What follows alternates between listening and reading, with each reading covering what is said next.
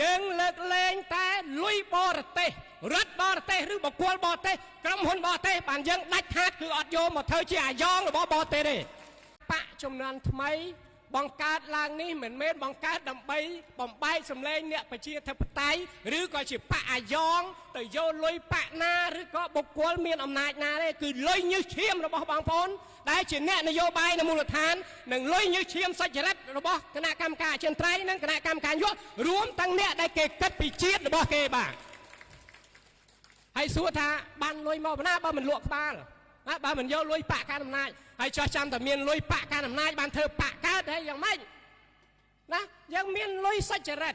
អចិន្ត្រៃយ៍ដាក់រួមគ្នាតមួយខែប្រមាណគណៈកម្មការនយោបាយដាក់រួមគ្នាមួយខែប្រមាណនៅអាជីវករនៅស្អីដែលជាលុយសុចរិតរបស់គេឲ្យដាក់ចូលនៅក្នុង account របស់គណៈបកដោយសុចរិតដោយតម្លាភាពយើងលើកលែងតែលុយបរទេសរដ្ឋបរទេសឬបុគ្គលបរទេសក្រុមហ៊ុនបរទេសបានយើងដាច់ខាតគឺអត់យកមកធ្វើជាអាយ៉ងរបស់បរទេសទេបាទហើយសម័យនេះបោះឆ្នោតមិនបាច់ប្រើលុយ 100% ទេបងប្អូនហេតុអីប្រជាពលរដ្ឋកាត់ឈឺចាប់ភាពអយុត្តិធម៌31ឆ្នាំមកនេះហើយនឹងបន្តទៅរឿងបកគេកាន់អំណាចជារឿងរបស់គេយើងនិយាយអំពីគោលនយោបាយកម្មវិធីនយោបាយយើងផលិតផលទំនិញរបស់យើងកុំទៅប៉ះពាល់គេចំនួនថ្មីគិតថ្មីធ្វើថ្មីដើម្បីជាតិហើយក៏យើងអត់រណបបកនយោបាយណាទេក្រៅពីសហការមិនយកខ្មែរជាសត្រូវប្រកួតគោលនយោបាយអ្នកបកខាងណាអត់រើសអើងខ្មែរតែមួយខ្មែរស្រឡាញ់ខ្មែរខ្មែរការពារខ្មែរខ្មែរបម្រើខ្មែរ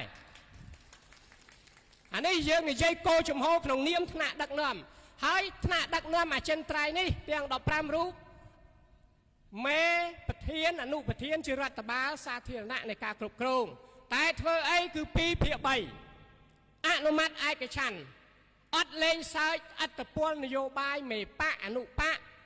ហើយបកចំនួនថ្មីអត់មានកូនប្រពន្ធមកច្បោកច្បល់មកឈោអីតំណាងរាស្ត្រប្តីប្រពន្ធអីអត់ដាច់ខាតគឺធ្វើដើម្បីអ្នកចំនួនថ្មីហើយអ្នកចំនួនថ្មីត្រូវរៀនសូត្រអ្នកចំនួនចាស់ដែលជាអ្នកនយោបាយមូលដ្ឋានណាអ្នកប្រជាធិបតេយ្យ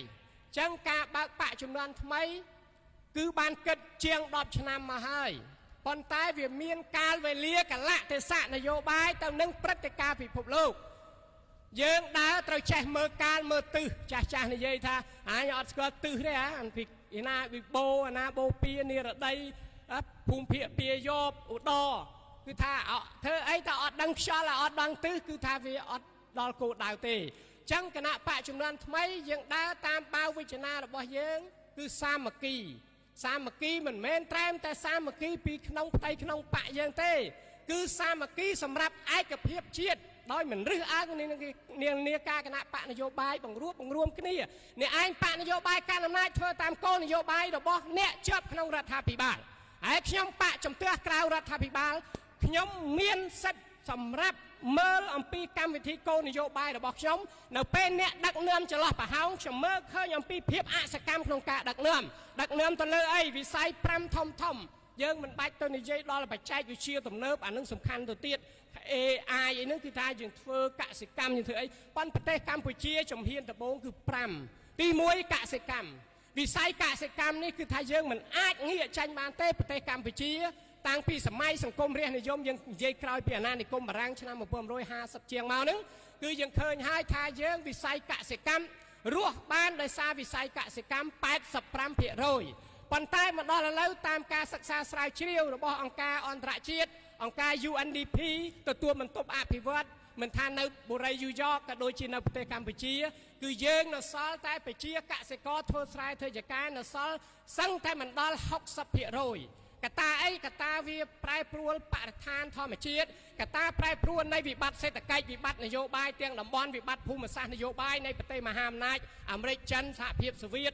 ណាក៏ដូចជានុយក្លេអ៊ែរនៃប្រទេសកូរ៉េខាងជើងធ្វើឲ្យប្រជាពលរដ្ឋយើងខ្លាចជាចំណាក់ស្រុកនៃភាពក្រីក្រចំពាក់បំណុលអីហ្នឹងគឺថាទៅថៃទាំងខុសច្បាប់ស្របច្បាប់ជាង3លាននាក់ចឹងអាទាំងអស់នឹងហើយដែលធ្វើឲ្យការប្រែប្រួលនៃកំណើនសេដ្ឋកិច្ចនៅក្នុងប្រទេសកម្ពុជាវាខុសពីសេចក្តីរាយការណ៍ដែលយើងភូតភរកុហក នៅទីបំផុតគឺអ្នកណារងគ្រោះគឺប្រជារាស្ត្រចឹងសម្រាប់គណៈបកចំនួនថ្មីយើងមានគោលដៅមានបេសកកម្មទស្សនវិស័យក៏ដូចជាគោលបំណងរបស់យើងដើម្បីឈានទៅរកការប្រកួតប្រជែងគ្នាតាមការបង្កើតនៅគោលនយោបាយនិងកម្មវិធីនយោបាយសម្រាប់ការប្រកួតប្រជែងគ្នានៅការបោះឆ្នោតក្រុមប្រឹក្សាឃុំសង្កាត់អាណត្តិទី6ហើយក៏ដូចជាការបោះឆ្នោតថ្នាក់ជាតិ2008អាណត្តិទី8ចឹងអានេះជាបំណងរបស់គណៈបកចំនួនថ្មី